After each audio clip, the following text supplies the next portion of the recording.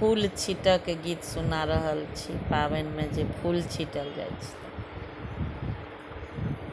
गेंदा के फूल बड लाल गे मलिनिया, गेंदा के फूल बड लाल, गेंदा के फूल बड लाल गे मलिनिया, गेंदा के फूल बड लाल। कथी में लोढ़ब बेली चमेली, कथी में लोढ़ब बेली चमेली, कथी में लोढ़ब गुलाब गे मलिनिया, कथी में लोढ़ब गुलाब गे मलिनिया, गेंदा के फूल बड़े लाल, गेंदा के फूल बड़े लाल गे मलिनिया, गेंदा के फूल बड़े लाल।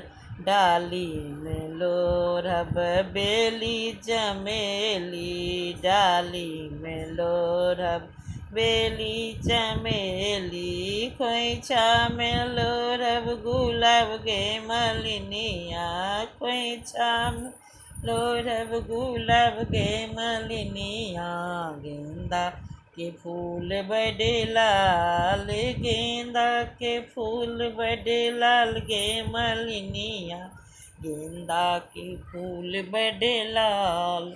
किनका लोढ़ब बेली चमेली, किनका लोढ़ब गुलाब गे मलिनिया, किनका लोढ़ब गुलाब गे मलिनिया, गेंदा के फूल बड़े लाल, गेंदा के फूल बड़े लाल गे मलिनिया, गेंदा के फूल बड़े लाल।